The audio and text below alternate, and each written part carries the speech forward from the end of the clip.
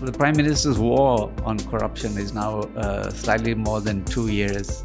How would you rate his performance as a former MACC chief? I don't think it's a war. It's a theatre for public consumption. There's not even one real reform that has happened. Nothing. I mean, do you have it? Correct me if I'm wrong. I haven't seen it. Not one.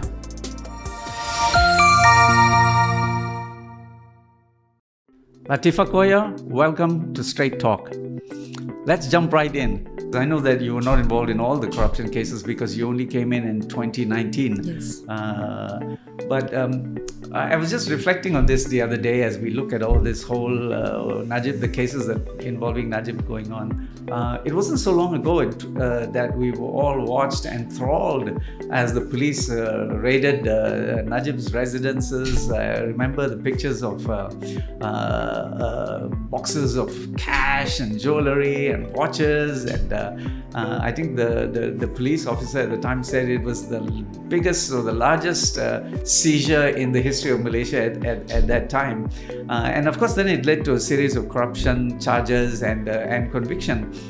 But now the narrative seems to be that everything that we saw at that time was all part of a witch hunt by Dr. Mahathir. And fast forward a few years now, Najib has got a partial pardon. Now it's all talk about the addendum and house arrest. On the addendum issue, you accused the Prime Minister of misleading Parliament, and you said he was hiding behind the king and passing the buck to him. Were you surprised at how quickly the events turned around?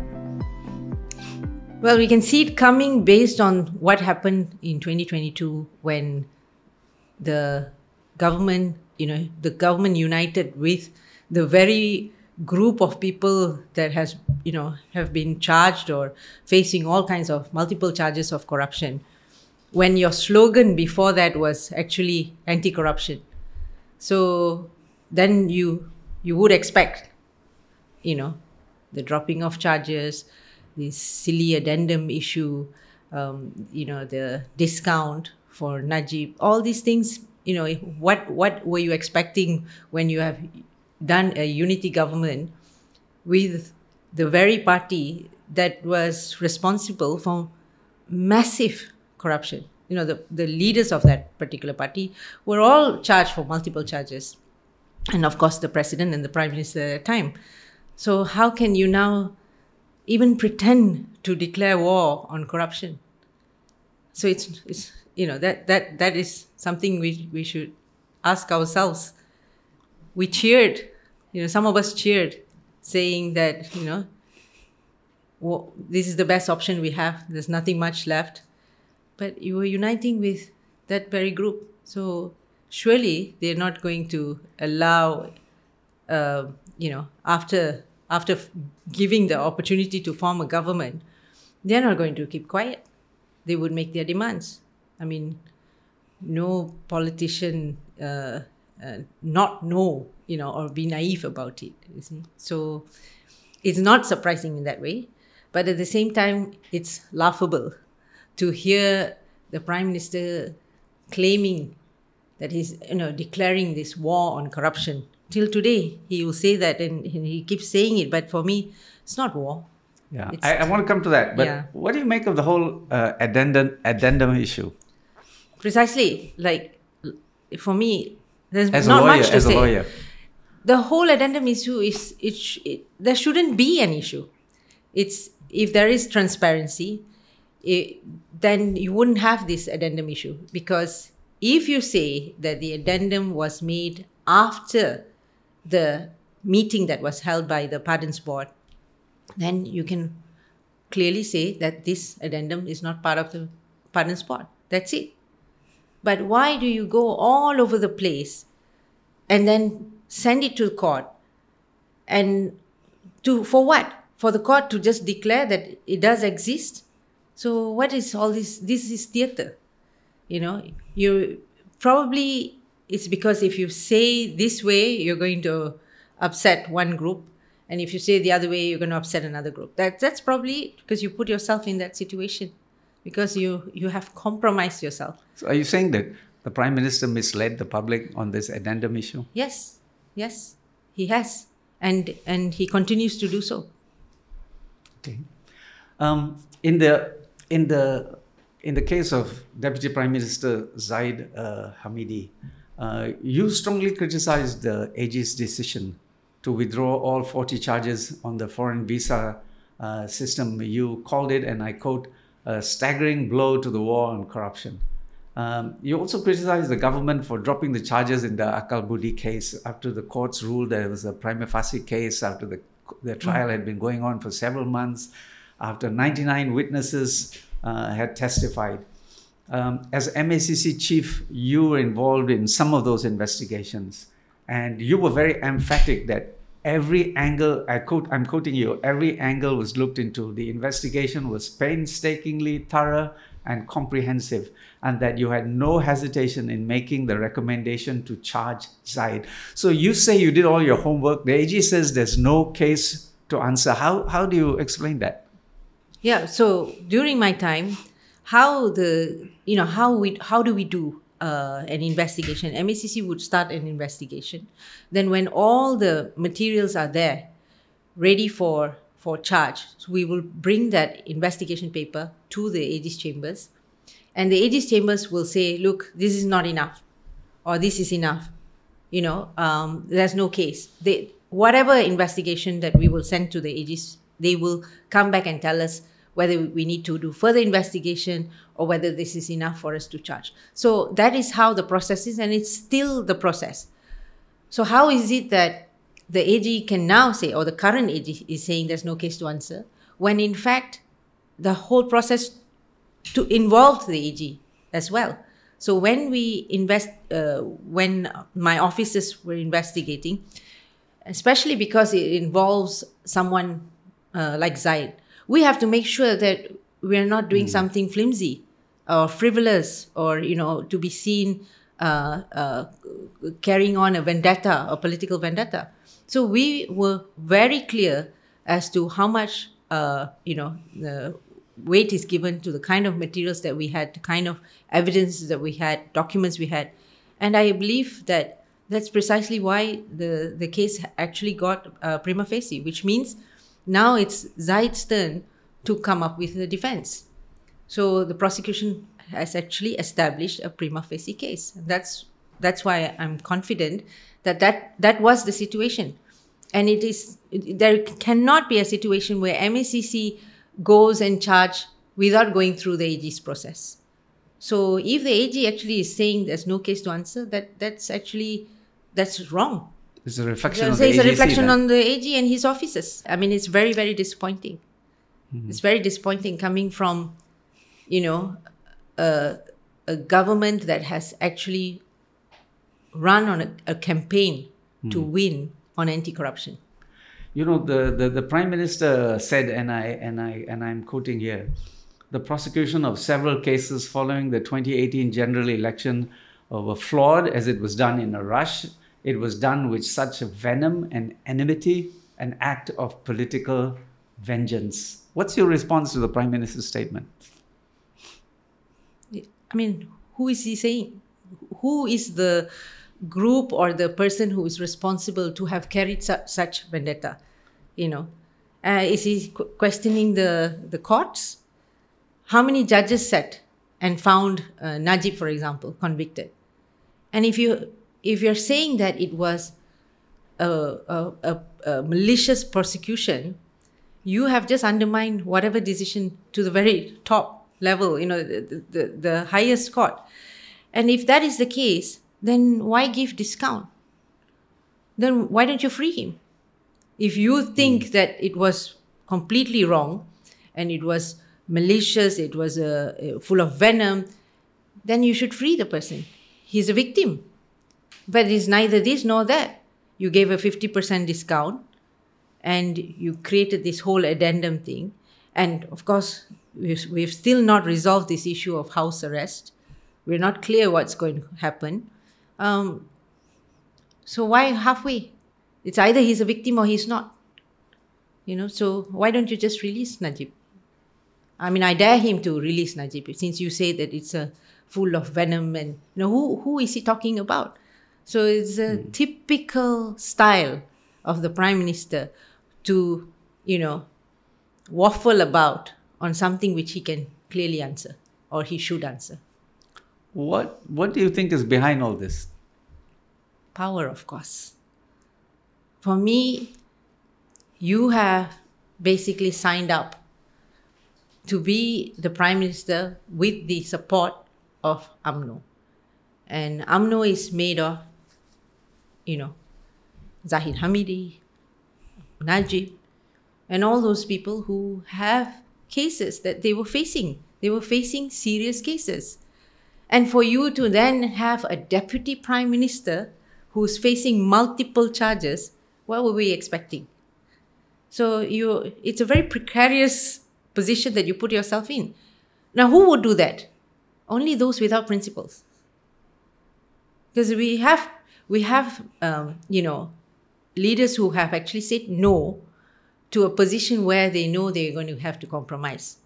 But here, you lapped it up and now you're stuck.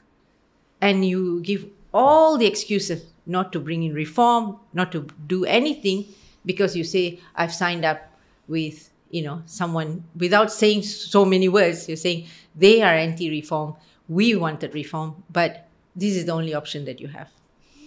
The Prime Minister's war on corruption is now slightly more than 2 years. How would you rate his performance as a former MACC chief? I don't think it's a war. It's a theatre for public consumption. Because if it is a war, we won't have this issue of addendum. If it is a war, we won't have a discount for Najib's case. If it is a war, we won't have Zahid Hamidi as Deputy Prime Minister when facing multiple charges. Now, if it is a war, for me, it's not one charge or two charges. It's 47 charges at the very least, And the case is dropped. So if it's a war on corruption, that wouldn't have happened. And you are going after... Now, if it is really a war of corruption, then you won't only go after persons you have declared as enemy or you perceive as enemy. You would have gone after anybody. Yes. So it's very selective. It seems like it's DNAA for friends and MACC for enemies. Correct. Yeah. So what war are we talking about? I think it's still. Has he got anything? Did he do anything right in the last 2.5 years? Or I'm really trying to think. In terms of corruption, what about the Public Finance and Fiscal Responsibility Act? What about the National Anti-Corruption Strategy that was launched in June last year?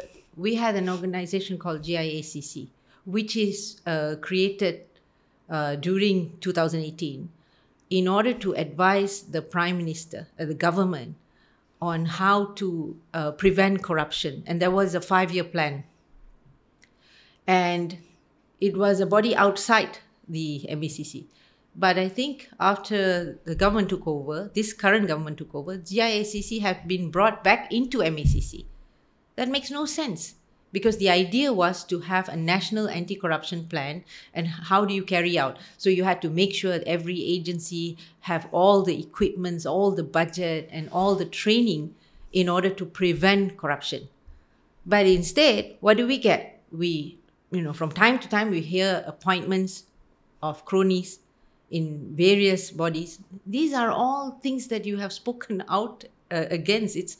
We're not, speaking out of vacuum. And so I don't see any real political will to wipe out corruption. In that context, we've had 2 recent cases, which you have spoken out, at least one was the Sabah video scandal. And again, I quote you, you said the evidence clearly points to corruption. You also dismissed the defense of political donation as an attempt to obscure blatant corruption. Are we seeing another politically expedient cover-up? Oh, yeah. I mean, it says a lot when the video is there. Why is there no investigation? The video is very clear, and there's admission by someone who said, I've given. So at the very least, you must have an investigation. How can you have someone, say all this and there's no investigation? What is your excuse? To suggest that you can't use the video because it's edited, for me, that can be a view. But if that is the case, can you imagine the hundreds and hundreds of videos where crime is committed, which is edited? You can see someone running probably with a knife. And are you going to say, I can't investigate because that's edited? You can't do that, because we're not talking about admissibility of evidence in court. We're talking about using whatever you have in order to start an investigation. Then you will call up whoever, who's done the video, the person who have admitted, all those persons who have spoken, call them up and ask them, what happened in this video? We can't hear the full thing. Can you tell us what happened? And that's how you start an investigation. And if they say something which is probably contradictory to what you see or what you hear in the video, then you ask for documentation. And that's how an investigation starts. I was thinking of the audio recording that you released of the famous "Can I advise you something" from Rosma. Right. And that audio was used as evidence in court. So how do you say? I mean, that audio was also a clip. It's not a full audio, but it was used in court, and it was used as an evidence. In the DBKL case, where, as you're aware, a member of the advisory board that is reputedly close to the Prime Minister, there were some allegations made, and the MACC took the rather extraordinary step of outsourcing the investigation to DBKL. Who subsequently said there was no criminal element, just something that needs to be tightened up and things like that. Are you surprised? Of course. I mean, at the very least, investigate, then pass the investigation paper to the AGs and let the AG come and tell you there's no case. But you've not done any of those things. What is this internal thing that they're talking about? This is the allegation is blatant. And if it is true, there's nothing, then it's very strange that the mayor herself have actually cancelled some of the projects, saying that there was something wrong with $7 million project, and then there's some cancellation because of, I think if I'm not mistaken, she used the word salah laku. So if the mayor herself had said it, then it's very strange that there's no investigation on these allegations. Again, it's selective, reaction to what we can see is, I think, are you really independent, or are you just, going by who's the boss here? So what goes through your mind when you see people who were charged? I think you touched on it a little earlier, but when you see people who were charged with serious crimes getting DNAs and then going on to be appointed to very senior positions. That's just sheer hypocrisy. I mean, what else to say? It's hypocrisy because it's a lie to the public.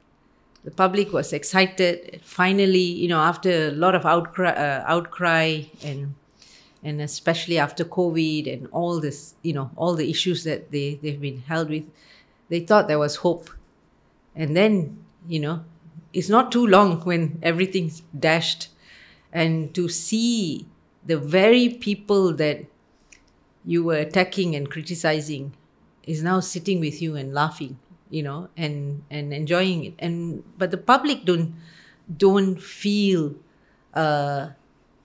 any sign of reform. There's nothing. They are not getting an ounce of benefit from appointing this particular government.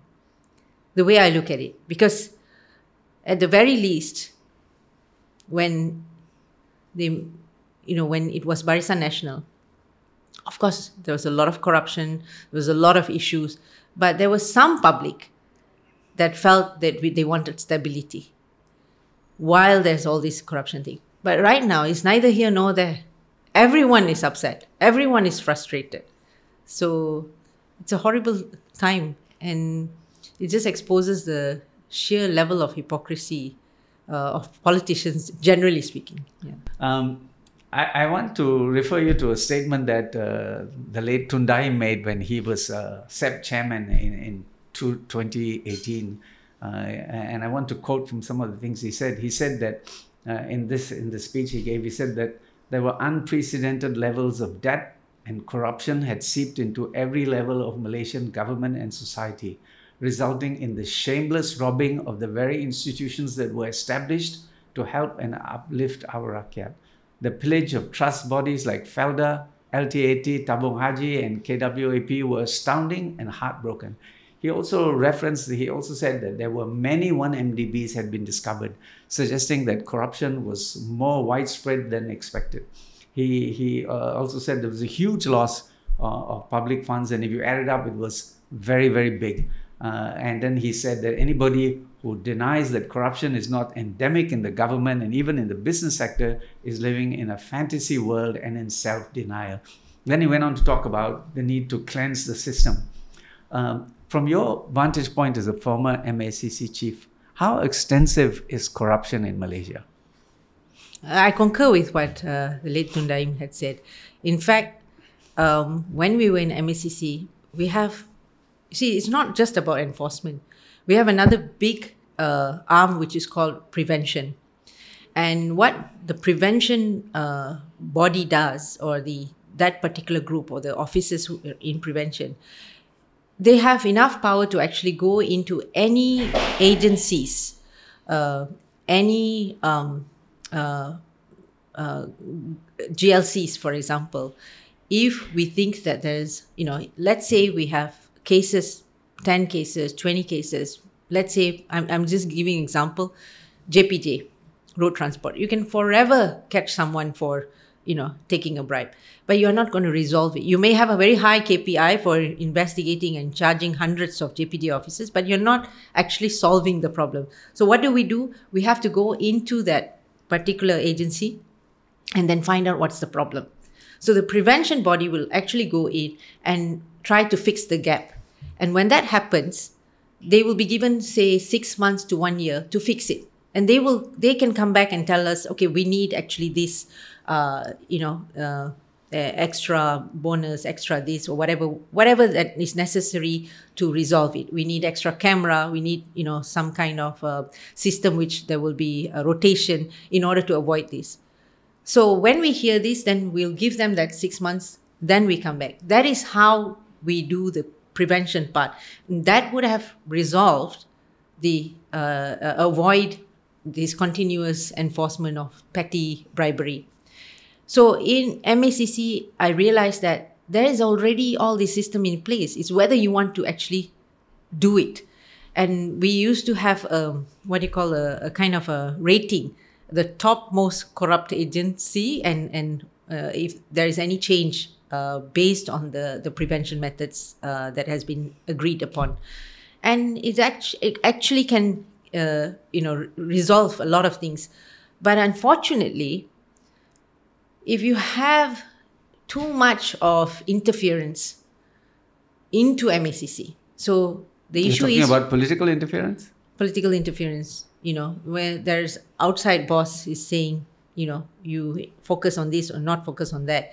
Then you are compromising or interrupting the work of the MACC officers. So coming back to the question earlier, you were talking about how do I feel about Zahid Hamidi's case being dropped after, having charged, after having found. What is the morale of the officers who have done all the work, You're basically saying no need to work so hard. Because eventually these people, when they are in power, they will, if they actually get into power, they will be free. Because they know this person or that person. So why am I putting my neck out to go after all these people, So the morale of those officers are hugely affected. So the issue of corruption is still very, very serious.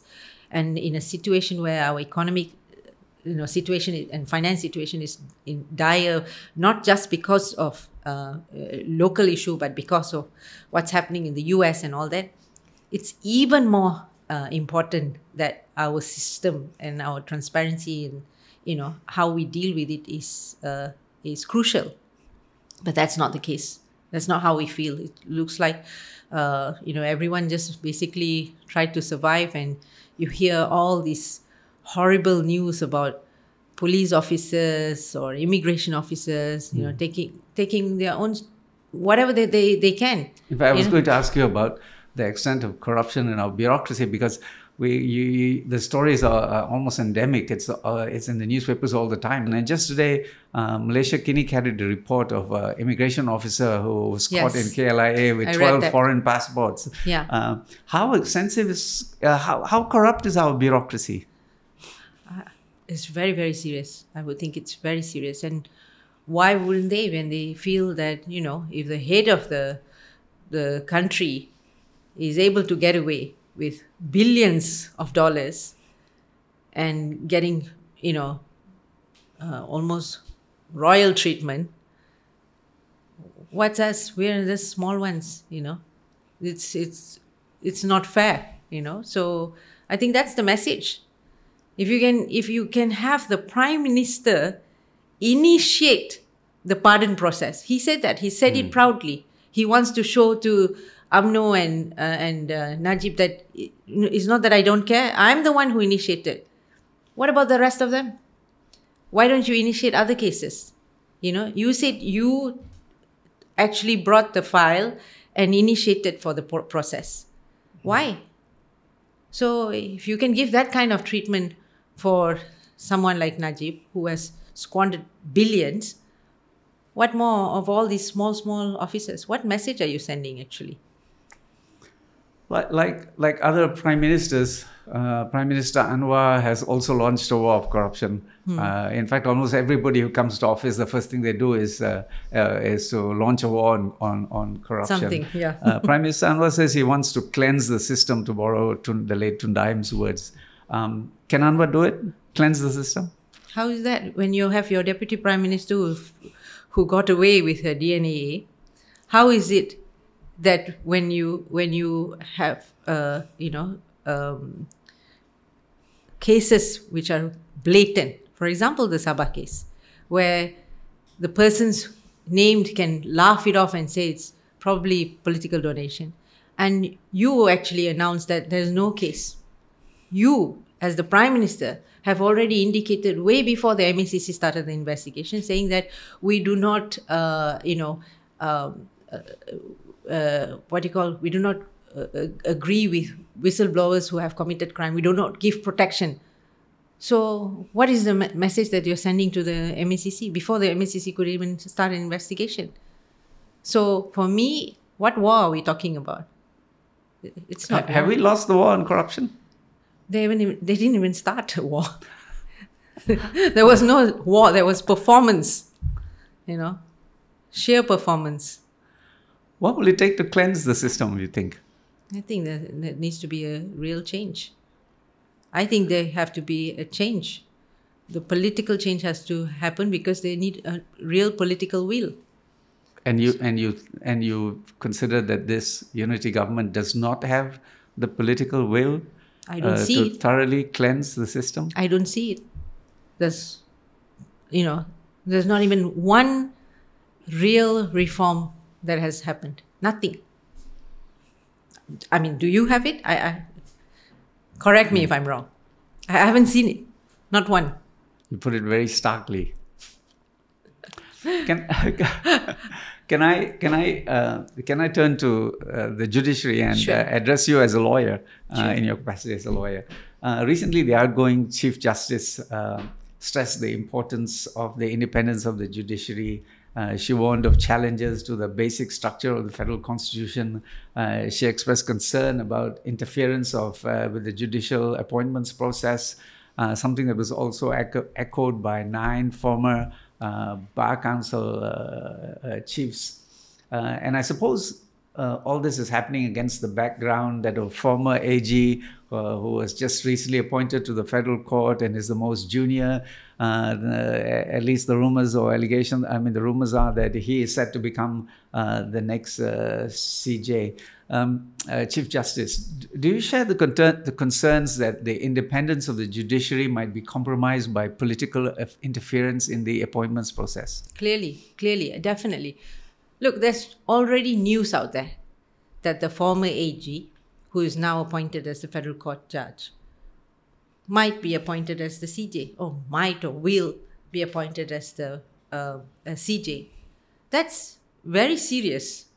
Why is it serious? Can you explain that a bit? Well, as far as we are concerned, he's the former prosecution head. And how did he skip so many other eligible or experienced judges to become the CJ? Why him? Whose choice is that? So I know for a fact that the sitting federal court judges have raised concerns of what's going on. But we have not received any response, any reaction to it. It's been met with deafening silence. The story about the former AG becoming a CJ has been out there so many times, but there's no attempt to clarify or confirm or deny, nothing. So that says a lot of our independence, the independence of judiciary. And that's a scary thought. It's already problematic with all the other serious, issues that we have in terms of press freedom and just freedom to speak out in social media and all that. But the judiciary, what else? Where are we going with this? Mm-hmm. So yeah, I think it's a very serious issue. On that note too, that somebody has suggested, there seems to be a trend that all those who were charged with corruption are now being portrayed as victims of injustice, political vengeance, innocent, and all that sort of thing. While those who did their job, Tommy Thomas, some of the judges, have been have been tainted as unprofessional, operating with political motives, and things. If I was thinking, it's kind of like Trump's America. Well, where is our justice system headed? Well, we don't know, but if a former AG is going to be, be appointed as the CJ, we have so many very good judges, senior judges who are still there, and they have come up with very good judgment. But I don't see the future is dark for me if the next new judges are, especially at the federal court, is going to emulate the current outgoing federal court judges. It's a very scary thought, actually, because most people would, this is their last bastion before, for any reform or for any changes. And it's bleak. It's bleak. So for me, if you say that it was vengeance, the charges were met with malicious and vendetta and venom and all the words that you can come up with, then release them. I actually dare them to release all those people that they think that was wrongfully charged or wrongfully persecuted. Please release. Especially if you say Najib was, is a victim, then go ahead, release him. What is stopping you? Why give halfway? Why 50% discount? Why not the whole thing? Why waste everybody's time? So all this kind of posturing and talk doesn't address the issue of the fact that you lied to the public. You lied to the people when you wanted power. That's how I would put it. Can I turn to the human rights situation now? You've been very active on the human rights front as a human rights lawyer. several human rights NGOs, and I think even the Bar Council has expressed concern that the human rights situation has been deteriorating under Prime Minister Anwar. And there have been several developments. Fahmi Reza has been constantly harassed. The crackdown on the student demonstrations that was reversed. A huge increase in sedition probes, I'm told, is one of the highest. A huge surge in online media. And even Suhakam was even prevented from going to Taiping prison for the first time. How do you view the human rights situation under the Anwar administration? Oh, certainly. I mean, it's certainly a problem because we're talking about, I was in politics from 1999 to at least 2018, and the reason I was in a movement, a political movement, was actually to push for human rights and to fight against draconian laws. And these fights were then made into manifestos. There were promises. Yes. Not once, not twice. Every time we go to the general elections, these changes, these promises are made. And finally, when the very person who was leading this so-called reform movement became Prime Minister, silence, absolute silence. And what is the excuse that they've given? The excuse that they've given is, this is not a full harapan government, but we are a unity government. In other words, indirectly that you're saying that you are united with an anti-reform group. But frankly, is that really true? I'm not saying they couldn't be, or it's not true, but is it really true? Because I've not heard the UMNO side saying we should not have this or we should not have that. Why don't you test it out? Why don't you come out and say, and they will say no. Then you can withdraw the bills that you need to reform for various acts. So for me, it's just another excuse, and it's quite it's a very smart excuse. But how long are you going to give this excuse? Because that means you can never bring reform. Recently, the Prime Minister has talked about reforming the Peaceful Assembly Act and SOSMA. Do you think the Prime Minister is finally listening? Well, what he spoke about the so-called amendment to the PAA is a very small, tiny, cosmetic thing. That is not reform. We're talking about real reform. We're talking about hard reform. We're not talking about small reform. It doesn't matter if you're going to amend about the consent. That's not. The real reform would be, if you're talking about the PAA, then you would say that there is no need for notice for a group that wants to do spontaneous protest. Right now, why is it that they still do not allow spontaneous protest?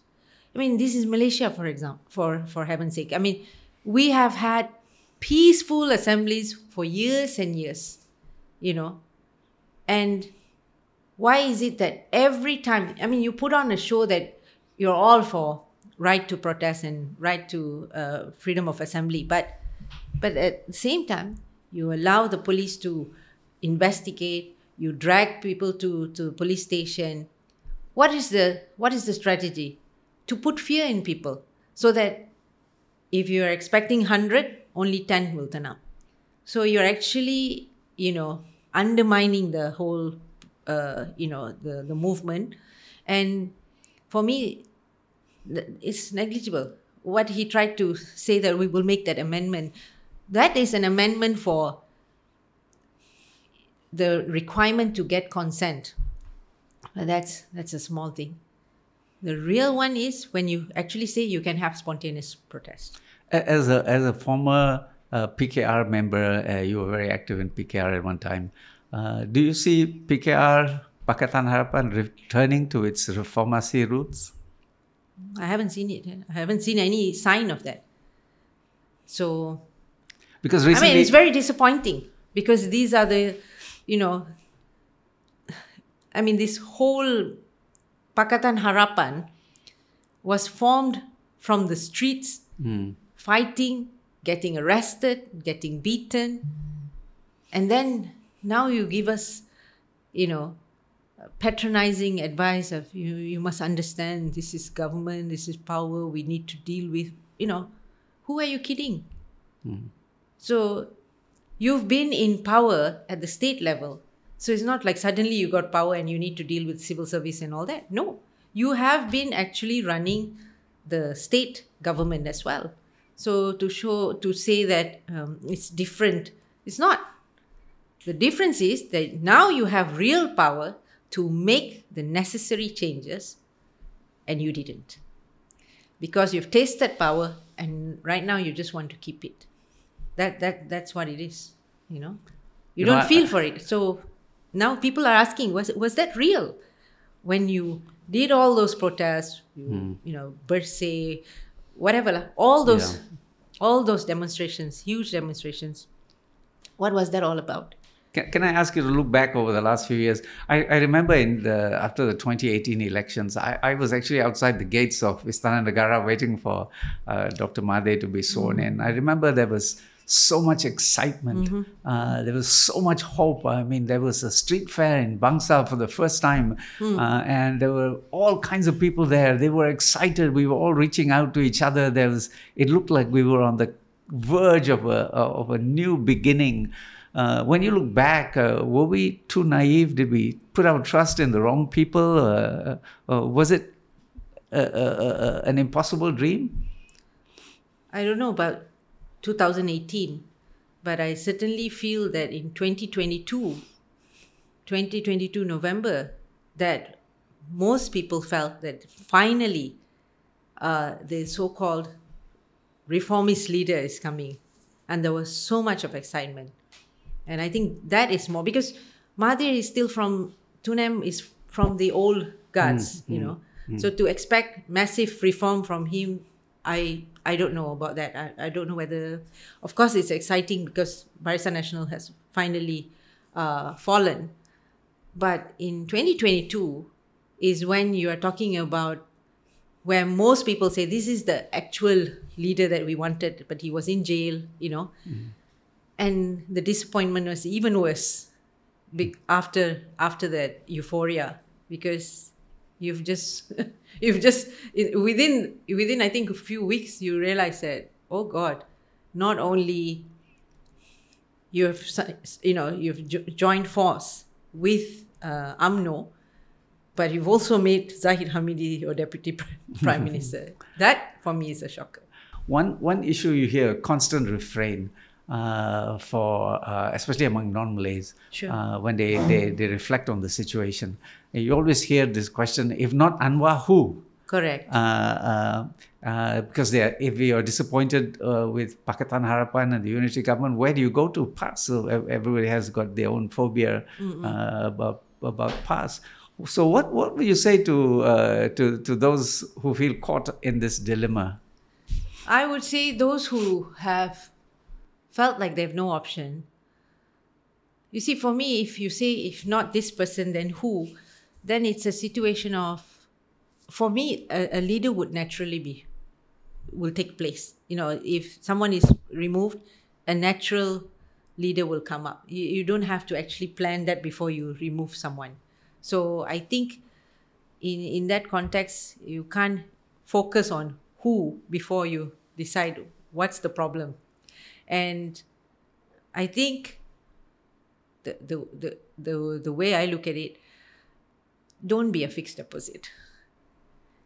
Don't make yourself a fixed deposit. And that's where... don't make yourself anybody's fixed deposit. Correct. Because if you do that, then there's no fear of losing power and they can do whatever they want with impunity. Because for a long time, many years ago, we used to say the Borneo voters are fixed deposit. Whatever you do, Borneo, the Sabah Sarawak fellas will support Barisan Nasional. And have been that for a long time. Until at some point, they decided to become autonomous and gained back their independence and became the kingmaker. So they've become kingmakers, and they can decide if I want to support this bloc or that bloc. And that's huge. So from completely a fixed deposit, they become kingmakers.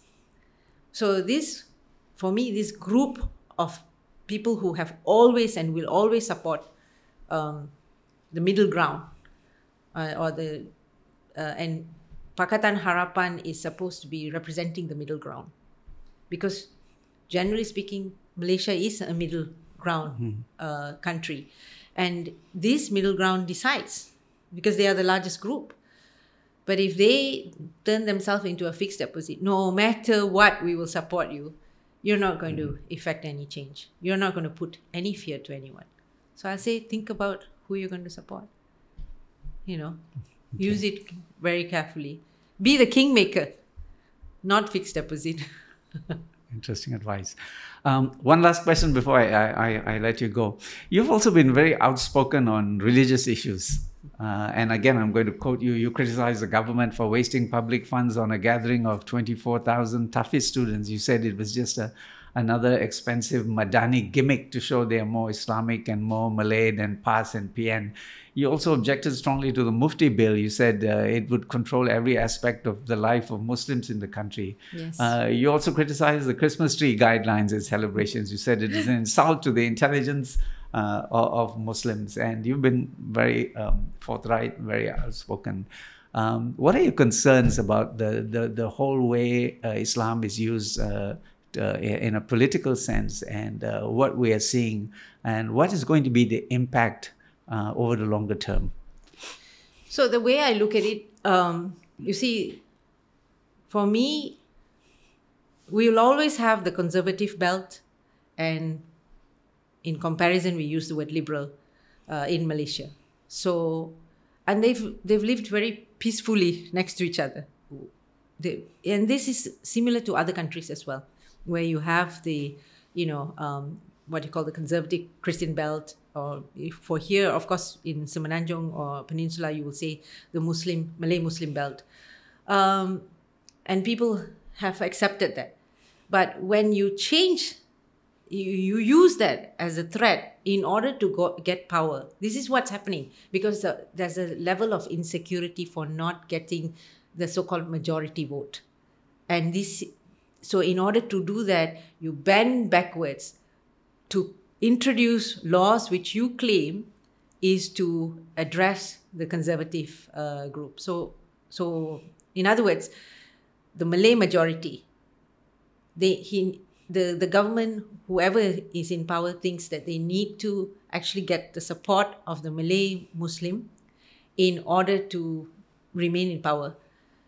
And they also misread, thinking that by becoming more Islamic and by saying more Islamic, they use for me, it's not even an Islamic principle, but they use the typical, stereotypical way of saying Islam means we can intrude in your private life. We can check on who you go out with, who you eat with, what is halal, what is haram. This obsession, this ritualistic obsession, and these are all actually cosmetic. This is only to pretend to woo the Muslim majority. But what they don't understand is that, firstly, if you really, really care about the majority, then you would address the economic situation. People always turn to religion when you have no other solution to their lives. People are more interested to know whether I can afford the eggs that's being sold, whether I can pay for the bus service for the kids in school. That's what is in their mind, because the Malay Muslim majority are comfortable being Muslims in their own country. So they are not threatened. The persons who are threatened are the persons who are in power, who thinks that they will not be voted. And there are various reasons why you will not be believed or trusted. I can't say why they don't support Pakatan Harapan, but what I can say is, if just look at Terengganu, just look at Kelantan, they have been there for years and years and years. And despite all the attacks by the media and everything, you look at that group, they still voted for the same government. And there is zero opposition, almost zero opposition, right? So it's saturated. So if there's any change, it will have to be from this side. This side, which is the more middle ground, Malaysians who are going to decide how this is going to be. So again, this means you cannot be a fixed deposit, because how did you vote? What did you vote for? Why did you vote for? You fell for the narrative of getting rid of corruption and reform. And that's what you wanted. But what do you get in return? You are told that there's Mufti bill. You are told that you cannot question this. By the very person who's talking about reform, now you are told that these are sensitive, that is sensitive. How is that? So you don't get that when, in the short period when PAS was part of a government. I don't know. I can't remember. So what do you make of in Parliament yesterday, a member of Parliament talked about the Christian threat to Malaysia. What do you make of that? It's a political statement. You need a bogeyman all the time. So it's either a Christian threat or the removal of Bumiputra threat. Forever you will have that, because that is to work up the majority. But these are words from the politicians. If someone were to go down there and ask them, what is your main issue? You will probably get a completely different answer. The way I look at it, just go down to the various states and ask them, what is your main issue? They will tell you about harga beras, harga telur, harga ayam. These are the things that's affecting people. And also about the future of a big chunk of Malaysians who are going to be senior citizens in probably 10 years. Mm-hmm. What is the guarantee of how are we going to live? What is the assurance? There is no assurance. There's no plan to deal with their savings. How are you going to manage? So this is a serious problem, but we don't get any news. We get very emotional reaction when someone questions the Prime Minister, who's also the Finance Minister. What's happening? You give us a lot of fluffy answers that I'm going here to bring in investment, for example. I'm traveling here, traveling there for investment. But where's the result? We don't see it. We don't see the actual result, because the price is still getting higher and higher. And you're asking everybody to keep quiet. That's the reality. It's a hard reality. It's no more. And you also try to reformulate the T20 and B40 and M40. What's that about? And you also announced zero poverty, right? But those are all very loud statements, but very hollow. Latheefa Koya, thank you so much for coming on Straight Talk. Thank you. It's my pleasure.